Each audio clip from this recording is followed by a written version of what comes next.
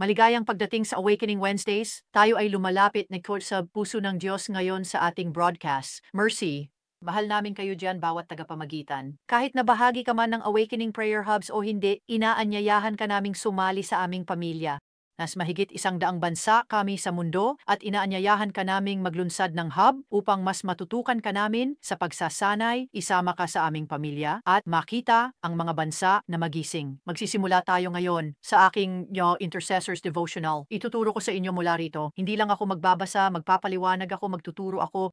At ang debosyon ngayon ay tinatawag na Mercy Me. At ang kasulatan ay mula sa Exodo 30 talata 33, sinasabi nito, "Ngunit ngayon, kung patatawarin mo ang kanilang kasalanan, ngunit kung hindi, hinihiling ko, burahin mo ako sa iyong aklat na iyong isinulat." Wow! Yan ang puso ng isang tagapamagitan. Manalangin. Ama, sa pangalan ni Jesus, nagpapasalamat sa pananalita. Bigyan ng pandinig ang mga tagapamagitan. Itaas mo sila sa anumang antas. Tulungan mo silang makuha ang iyong puso tulad ng ginawa ni Moises. Sa pangalan ni Jesus, Amen? Awa. Kaya si Moises, hindi lang siya propeta, siya ay isang tagapamagitan at sa totoo lang, lahat ng mga propeta ay mga tagapamagitan. Sana maiparating ko ang mensaheng iyon mula sa bawat bubong sa mundo. Ipinakita ni Moises dito ang puso ng isang tagapamagitan. Sa totoo lang, ito ang puso ng Diyos. Si Jesus, hanggang ngayon, tagapamagitan. Nakaupo sa kanang kamay ng Diyos, namamagitan para sa atin. Si Moises, nakilala sa kasaysayan ng Biblia bilang pinakamaamong tao sa lupa at siya ay sumulat niyan tungkol sa kanyang sarili. Siya ang nag-record, salitang iyon.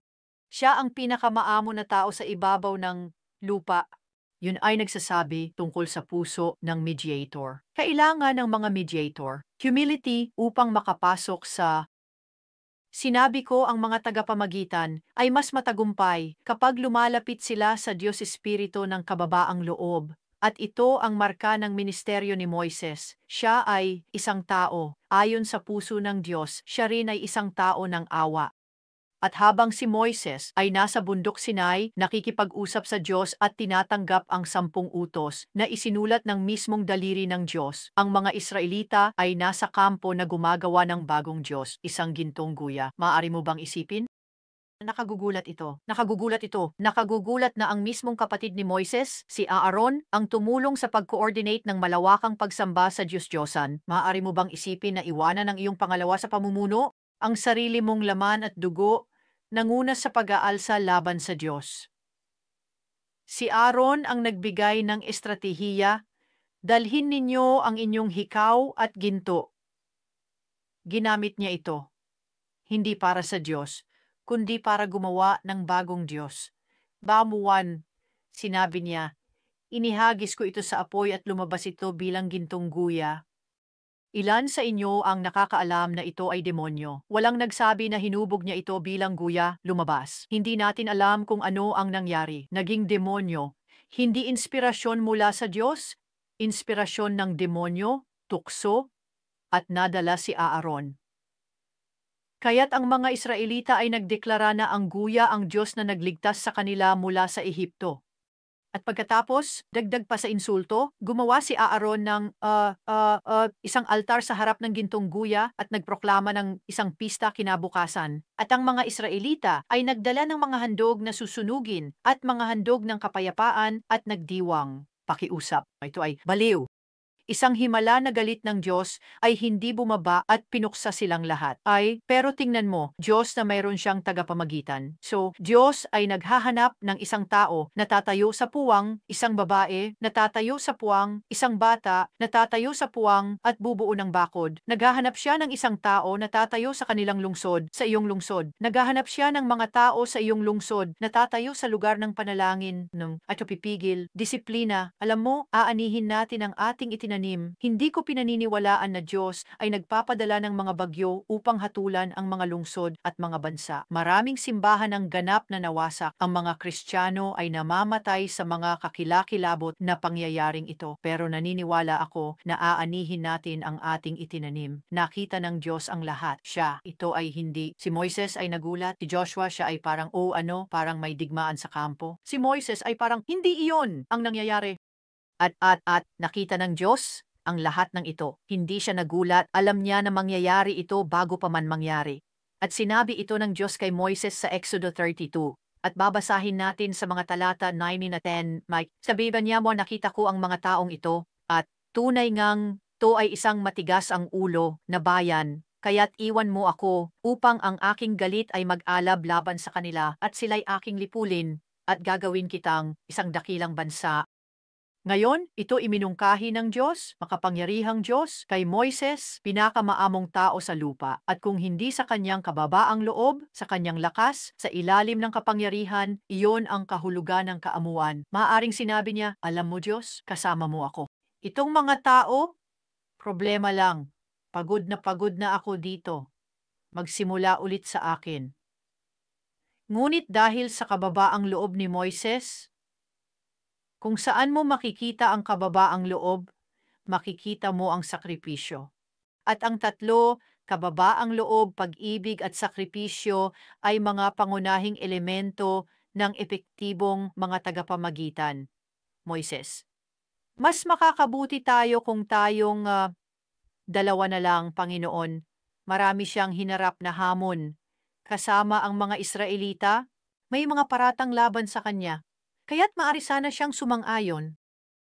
Ngunit sa halip, nakiusap naman si Moises sa Diyos para sa awa. Iyon ay halos hindi naririnig ay kahit hindi para sa kanyang sarili.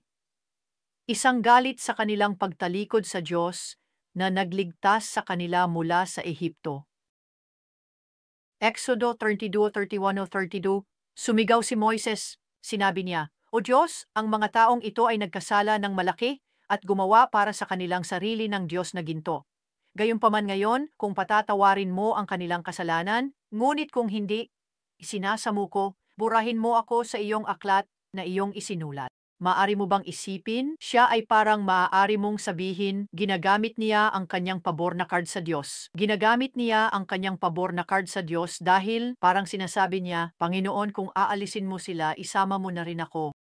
Alam niyang hindi siya aalisin ng Diyos dahil hindi si Moises ang problema. Ang mga tao ang problema. Si Moises ay nagdulot ng problema kalaunan, pero hindi siya dito. Si Moises ay nakikipagtagpo sa Panginoon. Ang mga tao ay nawalan ng bait, sumunod sa espiritu, diablo, tukso, at nagkasala laban sa Panginoon.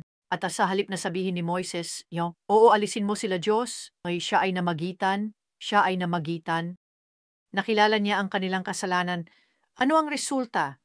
Siyempre, hindi nga nilipol ng Diyos ang mga Israelita, pinanagot lamang niya ang mga nagkasala at si Moises ay hindi kabilang sa kanila. Ngayon, ang walang pag-iimbot na pamamagitan ni Moises, yun sinabi kong walang pag-iimbot na pamamagitan dahil minsan. Ang pamamagitan ay hindi hinihimok ng kawalang pag-iimbot. Minsan ang pamamagitan ay hinihimok ng pagnanais. Ipinagdarasal kita. Minsan ang pamamagitan ay hindi dahil sa pag-ibig, ngunit kay Moises, ito ay dahil sa pag-ibig ng Diyos. Alam ng Diyos na mananalangin si Moises. Alam ng Diyos na mamamagitan si Moises. Iyon dahilan kung bakit sinabi niya sa kanya kung ano gagawin niya dahil alam na niya kung ano gagawin ni Moises. Katulad ng alam na niya kung ano gagawin Israelita. Alam na niyang gagawa sila ng gintong guya. Alam ni Moises at Diyos sa halip, ang mga nanguna nagkasala, pinanagot, ngunit bansa hindi napahamak dahil kasalanan, iilan kaya't walang pag-iimbot, pamamagitan ni Moises mula, pusong puno awa nagligtas.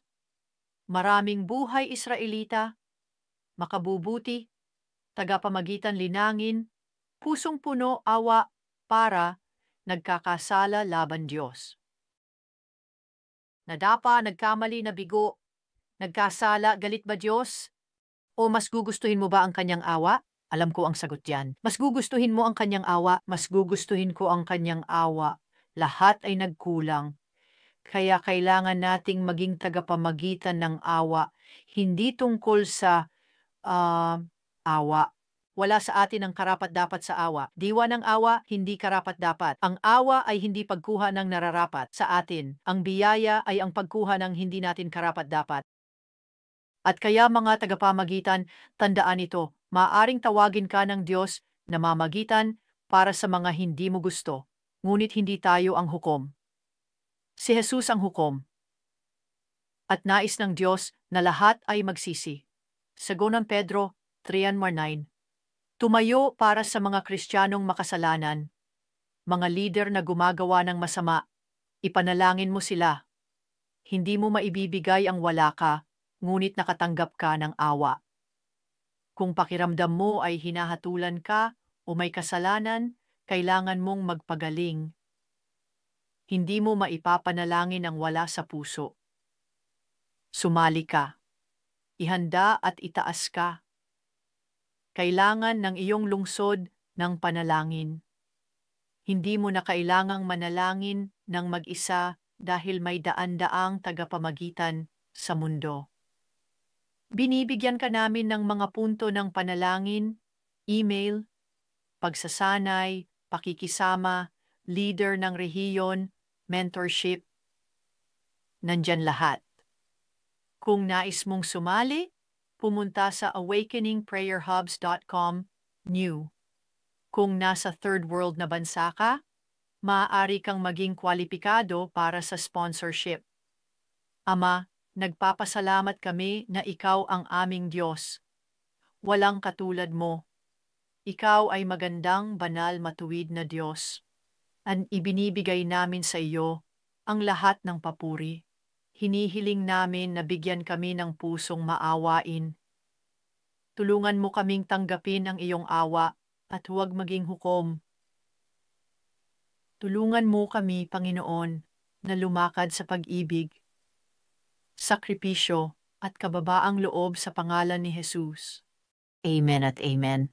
Sa pamamagitan ng paraan, kung nais ninyong kopya ng Intercessors Devotional, makukuha ito sa Amazon o jenniferleclaire.org